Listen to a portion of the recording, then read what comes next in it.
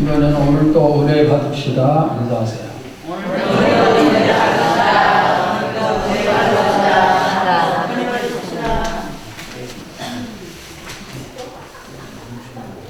자, 오늘부터 십계명 강해를 시작을 하겠습니다.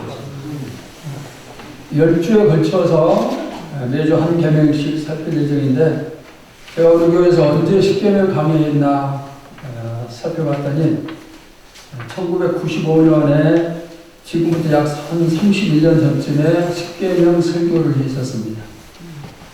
이 십계명이라는 말은 성경에는 나오지 않아요.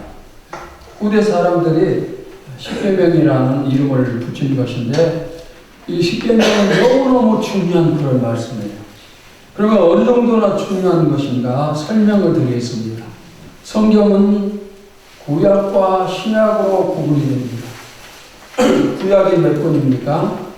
구약이 몇 권이죠? 39권. 신약은 몇 권이에요? 27권. 합해서 66권입니다. 구약은 예수님이 오시기 이전의 기록이고, 신약은 예수님이 오신 이후에 대한 내용의 기록입니다. 그런데 이 성경 전체를 요약해서 한 단어로 말하면 어떤 단어일까요? 사랑이에요. 사랑. 사랑은 성경 전체의 내용이면서 가장 크고 가장 중요한 그런 단어입니다. 그래서 예수님은 이렇게 말씀을 하셨어요. 마태복음 22장 36절에서 40절입니다. 교독을 하겠어요. 선생님, 율법 중에서 어느 계명이 크니까?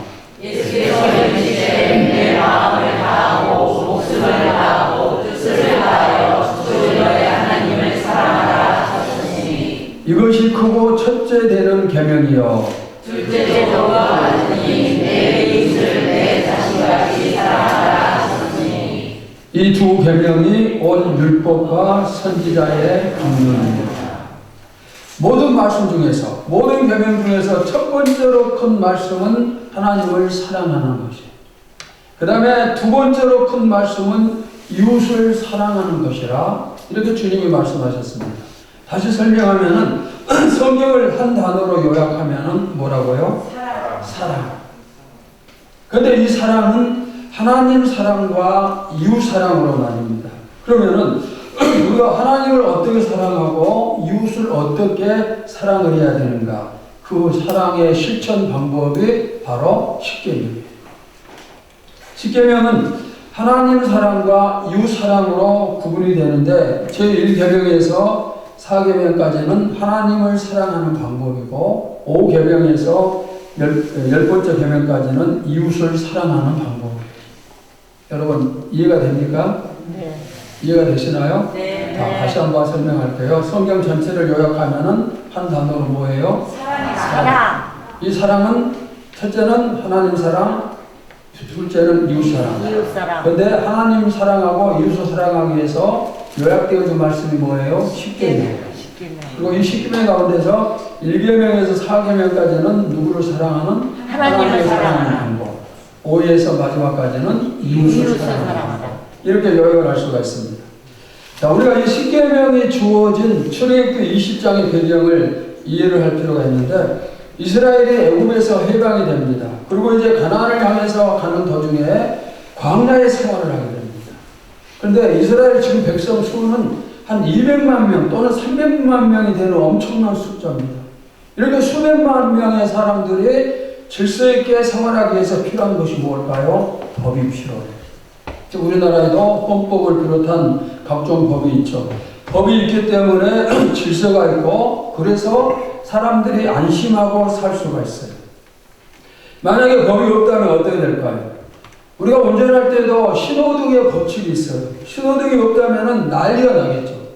여기 시골처럼 한적한 도로는 신호등이 없어도 큰 문제가 생기지 않지만, 서울 광화문 같은 곳에 신호등이 없으면 엄청난 난리가 나겠죠. 또 하나의 단체가 운영되기 위해서도 회칙이 필요하고, 한 나라가 운영되기 위해서도 법률이 필요하고, 교회도 각 교회마다 교회 법칙 정관이 있어요. 이스라엘도 마찬가지로 십계명은 하나님이 이스라엘의 질서를 지키기 위해서 주신 법입니다. 그러면은 그 당시에 이스라엘 백성들만 지키라고 주신 법칙인가? 그건 아니에요. 모든 믿는 사람에게 주신 법이에요. 법을 왜 만들까요? 지키라고 만드는 것이죠. 그래서 우리도 십계명을 지켜야 됩니다. 어떤 사람들은 구약의 율법은 지키지 않아도 된다 이렇게 생각을 해요. 율법이 뭐냐면은 십계명을 비롯해서 구약에 하나님께서 내리신 모든 명령이 바로 율법이에요. 그런데 이 율법을 우리가 다 지킬 수가 없어요. 그래서 율법을 통해서 구원받을 수가 없어요. 그러나 하나님이 우리에게 구원받을 수 있는 길을 열어주셨는데 그것이 뭡니까? 믿음으로 구원을 받아요. 그래서 사람들이 생각하길 율법을 지켜서는 구원받을 수 없으니까 율법을 지키지 않아도 된다. 이렇게 설명을 하는 사람도 있지만 잘못된 생각. 예수님 분명히 말씀하셨어요. 마태복음 5장 17절을 봅시다. 시작. 내가 율법이나 선지자를 폐하러 줄로 생각하지 말라. 폐하러 온 것이 아니고 완전하게 하려 합니다. 율법을 없애기 위해서 예수님이 오신 게 아니고 율법을 완성시키기 위해서 예수님이 오셨어요. 그러니까 우리가 율법을 온전히 지킬 수는 없지만은 그래도 지키려고 애를 써야 돼요. 율법을 통해서 구원받을 수 없어요. 그런데 지키려고는 애를 써야 돼요. 자, 다시 말씀을 드리겠어요. 구원은 율법을 지켜서 받는 게 아니고 무엇을 통해서? 예수님을 믿음으로. 믿음을 통해서. 예수님이 내 죄를 짊어지시고 십자가에서 죽으셨고 부활하셨는데 이 사실을 믿는 사람은 구원을 받아요. 즉 천국의 백성이 됩니다. 우리가 구원받기 위해서 선을 해야 되고 법을 지켜야 되고 다른 사람 대접을 해야 되고 섬겨야 되고 좋은 일 많이 해야 되고 이웃을 사랑해야 되고 그런 게 아니에요. 그렇게 해서 구원받는 게 아니고 구원은 오직 한 가지만 있으면 돼요. 뭐가 있으면 되죠? 믿음. 예수님을 믿는 믿음만 있으면 누구든지 구원을 받아요. 그런데 그러면 구원받은 다음에는 내가 구원받고 천국 백성이 되었으니까 내 마음대로 죄도 짓고 살고 내 마음대로 살아도 되는가 이렇게 생각한다면은 아주 큰 잘못. 아주 잘못된 생각입니다. 구원받은 사람은 그 다음에 당연히 하나님의 법을 지키는 거예요. 하나님이 나에게 은혜를 베푸시고 내가 구원을 받았어요. 얼마나 큰 은혜인지 모릅니다. 그러면은 그 감사함을 우리가 생각하면서 하나님이 너 이것 해라 하면은 그것을 실천을 해야 되죠. 하나님의 법을 지키기 위해서 노력을 해요. 누가? 구원받은 사람. 하나님을 사랑하는 사람은 하나님의 법을 지키는 거예요. 요한복음 14장 21절을 봅시다. 시작. 나의 계명을 지키는 자야 나를 사랑하는 자니 나를 사랑하는 자는 내 아버지께 사랑을 받을 것이요 나도 그를 사랑하여 그에게 나를 나타내리라. 아멘. 자, 여러분이 구원을 받았다면서 하나님의 법을 지키지 않는다면 그 사람은 하나님을 사랑하는 사람이 아니라는 거예요. 구원받은 사람이 하나님을 사랑하지 않을 수가 있을까요? 없어요. 하나님이 자기 아들을 죽이시고 나를 살려주셨는데 얼마나 큰 은혜예요. 그러니까 하나님을 당연히 사랑하는 거예요. 하나님의 법을 지키기 위해서 애를 쓰는 겁니다. 자, 여러분은 구원받았음을 믿습니까? 네. 그럼 이제 무엇을 해야 될까요? 구원받았으니까 뭘 해야 되죠? 하나님의 법을 지키려고 애를 써요. 이번에 십계명을 살피면서 하나님을 향한 우리의 사랑이 더욱더 커지기를 축원합니다. 자, 우리 출애굽기 20장 2절 우리 다 같이 다시 봅시다. 시작. 나는 너를 애굽 땅 종되었던 집에서 인도하여 내 하나님 여호와니라. 자, 이스라엘 백성이 애굽 땅에서, 애굽은 지금의 어디라고 했죠? 이집트. 애굽에서 400년 넘게 종노릇을 합니다. 그리고 그들을 해방시켜 주시는 게 바로 하나님이십니다.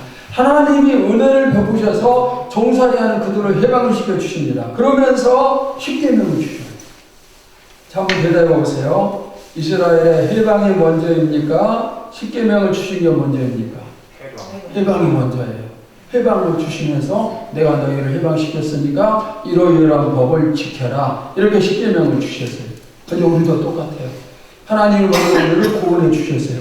그리고 내가 너희를 구원했으니까 이러이러한 법을 지켜라. 우리에게 말씀을 하시고, 그리고 우리는 그 법에 순종을 해요. 아멘. 그러면 하나님이 우리에게 명하신 법이 무엇입니까? 하나님과 이웃을 사랑하라. 그것이 바로 십계명이고, 이제 오늘 살필 계명은 첫 번째 제1계명입니다. 자, 우리 출애굽기 20장 3절 다 같이 봅시다. 시작. 너는 나 외에는 다른 신들을 내게 두지 말라. 이 말씀이 몇 번째 계명이요? 제1계명. 제1계명은 10계명 가운데서 10계명 가운데 하나가 아니라 10계명 전체 가운데서 으뜸이 되는 계명입니다. 최고의 계명입니다. 만약에 이 제1계명이 실천되지 않는다면 나머지 9가지 계명을 다 지켜도 소용이 없어요. 제1계명은 10계명의 기초예요. 기초가 흔들리면 건물이 무너져요. 너무너무 중요한 게 제1계명입니다. 그런데 이 제1계명은 어떻게 시작해요? 너는 이렇게 시작해요. 너는이 누굽니까? 너희들이 아니라 너는 이렇게 말씀을 해요. 십계명이나 율법이 이스라엘 백성에게만 적용되는 게 아니고 우리 한 사람 한 사람 모든 사람에게 적용이 됩니다. 특별히 누구에게? 나에게 적용이 됩니다. 하나님이 나를 향해서 너는 이렇게 말씀하세요. 나에게 적용되는 말씀이에요. 여러분, 이 말씀이 나에게 직접 주시는 말씀임을 믿으시기를 바랍니다. 하나님이 나를 콕 집어서 너는 이렇게 말씀을 하세요. 하나님이 나를 너무너무 사랑하신다는 증거가 되는 거예요. 자, 그 다음에 이어서 어떤 말씀이 나오니까 너는 나 외에는 그래요. 여기서 나는 누굴 가르칠까요? 하나님이에요. 하나님. 너는 나 하나님 외에는 그런 말씀이에요. 자, 창세기 1장 1절에 태초에 하나님이 천지를 창조하십니다. 성경이 창세기 1장 1절에서 하나님과 함께 시작하는 것처럼 십계명도 처음 시작이 하나님과 함께하고 있어요. 우리 신앙도 마찬가지로 항상 하나님으로부터 시작돼야 돼요. 우리 교회도 항상 하나님으로부터 시작이 되어야 돼요. 하나님보다 내가 앞설 때 제대로 된 신앙이 이루어지지 못해요. 항상 하나님이 우선이에요. 하나님이 앞장을 서세요. 예수님 뭐라고 말씀하셨죠? 너희는 먼저 그 나라와 그 의를 구하라 말씀하셨어요.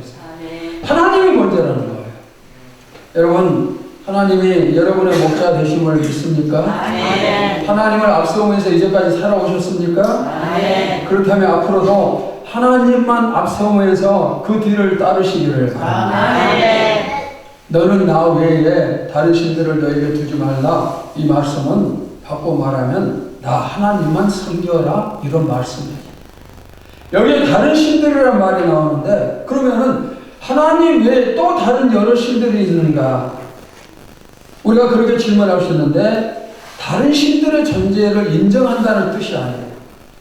당시 애굽이나 또 앞으로 이스라엘 백성이 들어가게 될 가나안 땅에는 많은 우상들이 있어요. 그들이 섬기는 신들이 너무 많아요. 곧 거짓 신들이 섬김을 받고 있는데 그런 신들을 섬기지 말라는 그런 말씀이에요. 신에 대한 인간의 태도는 대략 세 가지로 볼 수가 있어요. 첫째는 다신교 사상이에요. 이 땅에 수많은 신들이 있다는 그런 사상으로 해, 달, 별, 짐승, 나무, 돌 등등 보이는 모든 것을 신으로 생각하는 것. 두 번째는 단일 신교 사상이에요. 많은 신들이 있지만 자신들이 가장 좋아하는 한 신만을 골라서 믿는 사상을 단일신이라 이렇게 얘기를 하고, 세 번째는 유일신관 사상이에요. 신은 하나님 한 분뿐이시다. 이런 사상으로 우리 교회, 우리 기독교가 가진 사상이에요. 여러분, 신은 몇 분이에요? 한 분이요. 한 분이에요. 한 분뿐이에요. 수많은 신, 별의별 신들이 있는 것 같지만 진짜 신은 하나님 한 분뿐이시고 우리는 한 분뿐이신 하나님을 믿고 있어요. 부처도 공자도 마호메트도 해와 달도 별들도 어떤 나무도 어떤 짐승도 전부 다 하나님이 만드신 피조물일 뿐이에요. 하나님이 만드셨어요. 하나님 외에는 다른 신이 있으면 안 돼요. 아예 없어요. 그냥 사람들이 만들어 놓고 자신들의 신을 만들어 놓고 그냥 섬기는 거예요. 사람들이 예배해야 될 세상은 오직 누구예요? 하나님. 우리가 이 제1계명을 통해서 예배 대상을 잘못 정하는 것이 얼마나 무서운 것인가를 알아야 돼요. 그리고 얼마나 큰 죄인가를 알아야 돼요. 하나님은 나에게 너는 나 외에는 다른 신을 절대로 두지 말라 확실하게 명령을 하셨어요. 우리가 하나님만 섬기고 있다는 것이 얼마나 큰 축복인지를 알아야 돼요. 왜 하나님이 나에게 1계명을 주셨을까요? 이유는 하나예요. 나를 사랑하시기 때문에. 나를 사랑하시니까 너 나만 섬겨야 돼. 아들을 아끼지 않고 모든 것을 내어주신 하나님이 바로 그런 사랑으로 우리를, 나를 사랑하시기 때문에 너는 나만 섬겨야 돼. 이렇게 말씀을 하시는 거예요. 만약에 하나님과 나 사이에 다른 것이 끼어들면 그것이 뭐가 될까요? 우상이 됩니다. 하나님은 우리가 다른 것을 사랑하면은 질투까지 하시는 하나님. 하나님이 질투하신다? 이상하죠. 그런데 실제로 그렇게 하세요. 자, 우리 출애굽기 34장 14절을 봅시다. 시작. 너는 다른 신에게 절하지 말라. 여호와는 질투라 이름하는 질투의 하나님이니라.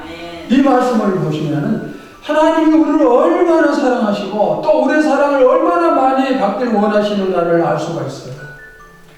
하나님의 사랑은 우리를 끝까지 붙잡으세요. 내가 하늘 끝까지 도망갈지라도 하나님을 쫓아오시고 땅 끝까지 내려갈지라도 쫓아오시는 그 하나님의 사랑. 이 하나님께 나를 온전히 맡겨야 됩니다. 자, 여기 피아노가 있어요.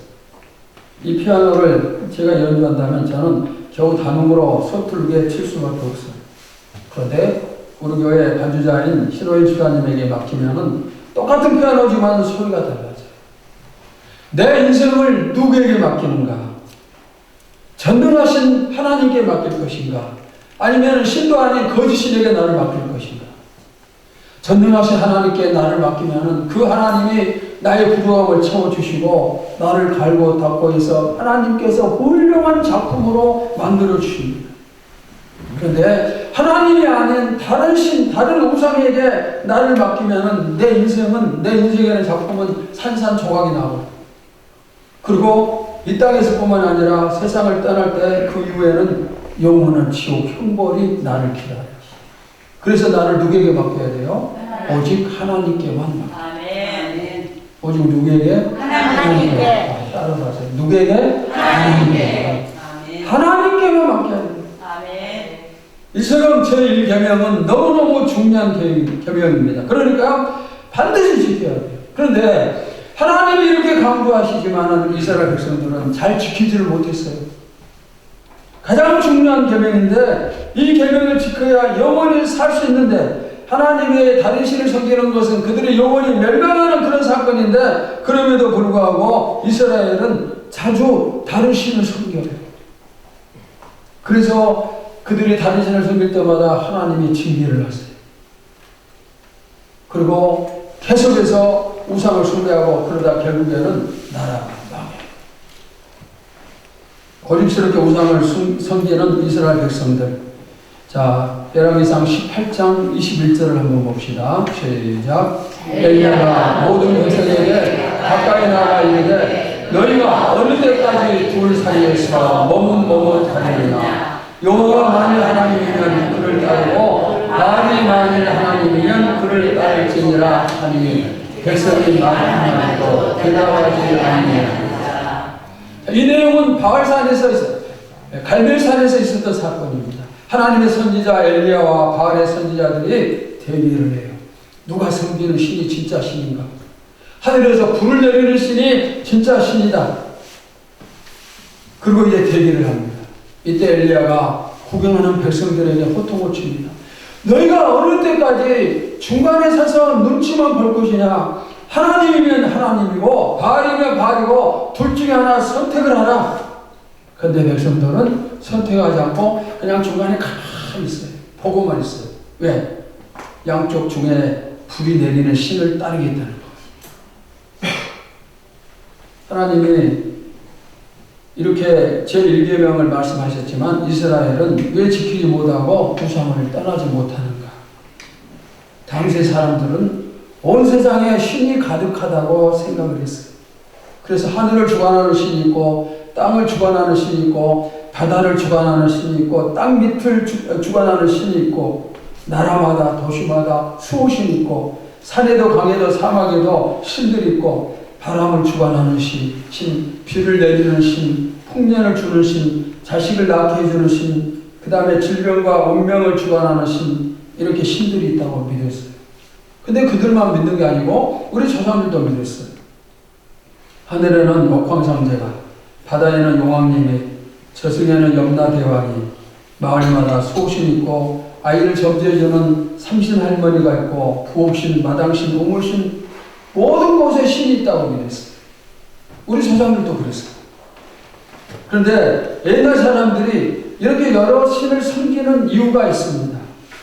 왜 이렇게 여러 신을 섬기는가 하면은 어떤 한 신을 섬길 때 그 신 한 신이 전부 다 제한적인 능력을 가지고 있다고 생각을 해요. 농사가 풍년이 들리면은 풍년을 주는 신이 따로 있어요. 풍년만 주는 신. 그 신을 섬겨야 돼요. 비가 안 오면은 비를 내려주는 신을 찾고 아이를 낳고 싶으면은 아이를 점지해주는 신을 찾고 그래서 많은 각종 우상이 생긴 거예요. 그들이 섬기는 신은 전지전능한 신이 아니에요. 그들이 섬기는 신들에게도 한계가 있으니까 여러 신을 많이 섬기면은 좋다고 생각을 하는 거예요. 이스라엘 백성이 사는 것도 마찬가지예요. 그들이 어디를 가든지 수많은 신들을 주변 사람들이 섬기니까 그래서 이스라엘 백성들도 그들을 따라서 우상을 막 받아들이는 거예요.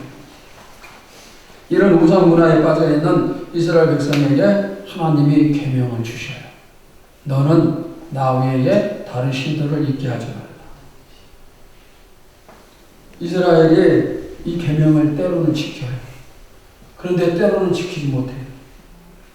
이스라엘이 지키지 못하면 하나님이 징계를 내리시고 그러면 깨닫고 또 하나님께로 돌아오고 그러다가 어느 정도 시간 지나면 또 다른 우상을 섬기고 그러면 또 하나님이 채찍질 하시고 그러면 또 회개하고 돌이키고 이렇게 끝없이 반복이 되다가 결국에는 하나님이 참다 더 이상 참지 않으시고 나라를 멸망하시죠.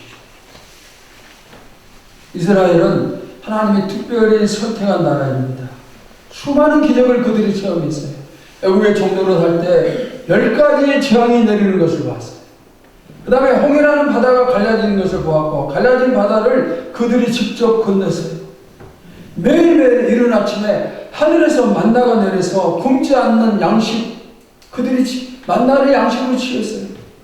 물이 없을 때는 바위에서 물이 솟아나는 그런 기적을 또 체험을 합니다. 이처럼 전능하신 하나님을 수없이 체험을 하면서 인도를 받았지만은 우상은 버리지 못했어요.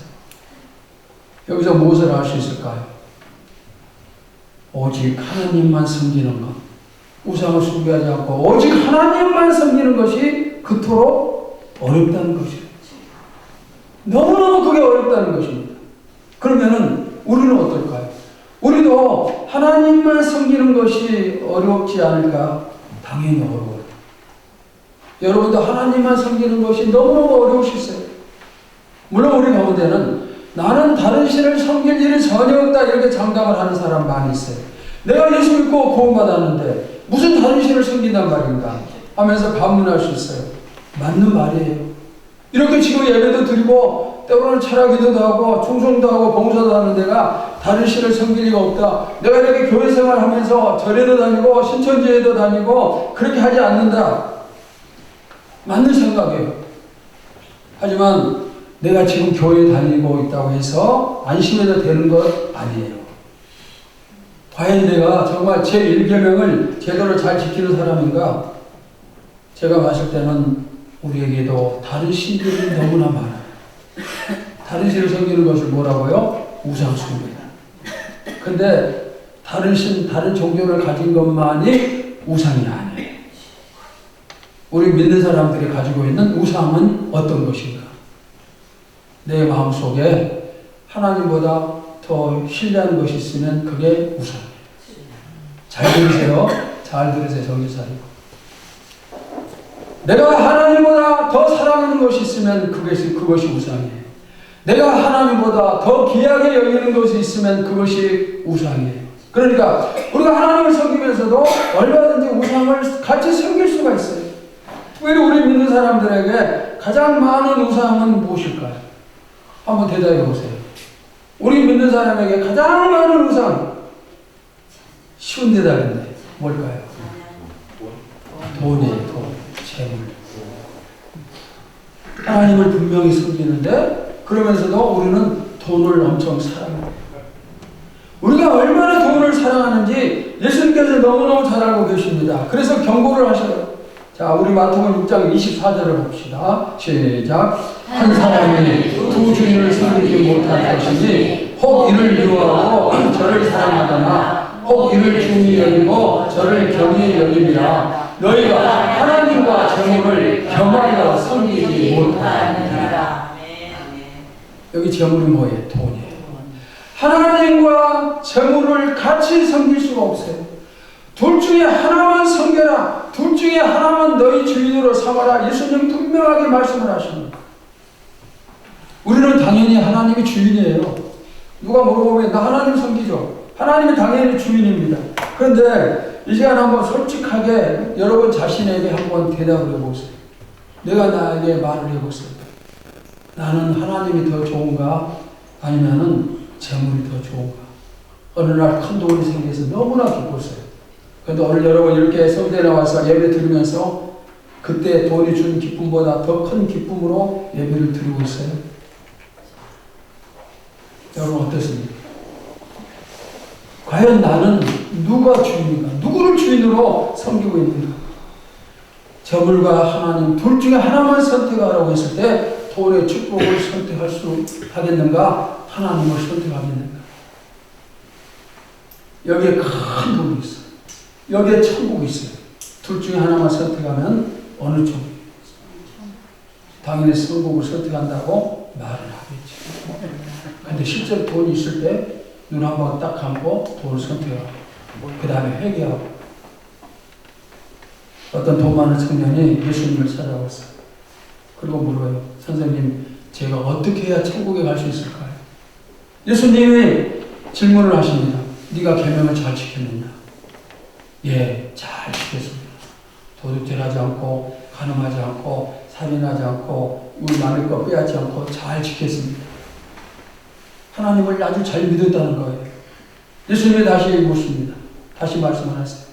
우리 다 같이 마태복음 19장 21절 22절입니다. 시작. 예수께서 이르시되 내가 온전하고자 할진대 가서 내 소유를 팔아 가난한 자들에게 주라. 그러면 하늘에서 보화가 내게 있으리라. 그리고 와서 나를 따르라 하시니 그 청년이 재물이 많으므로 이 말씀을 듣고 근심하니라. 네가 계명을 다 지켰다고 했지. 신앙생활 잘했다고 했지. 그러면은 너 부자인데 네가 가지고 있는 그 돈을 가난한 사람들에게 나눠주고 나를 따르라. 청년이 그 말을 듣고 고민을 하다가 그냥 예수님 곁을 떠나버려요. 이 청년에게는 누가 신입니까? 돈. 하나님입니까? 재물입니까? 이 청년도 예배를 잘 드리는 거예요. 계명을 아주 잘 지켰어요. 그런데 둘 중에 하나만 선택한다면 하나님은 선택 대상이 아니에요.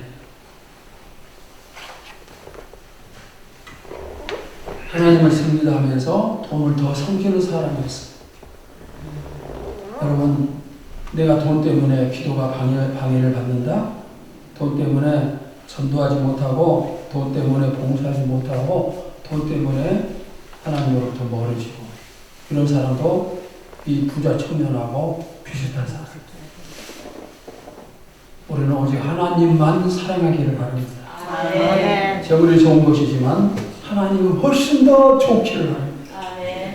축복을 주시면 좋지만 안 주셔도 상관없다. 나는 하나님만 사랑한다. 이 자세를 가지고 나갈 때 하나님이 여러분에게 진짜 축복을 주심을 믿습니다. 아멘. 이렇게 돈이 우리의 우상이 될 수가 있어요. 근데 여기서 끝이 아니에요.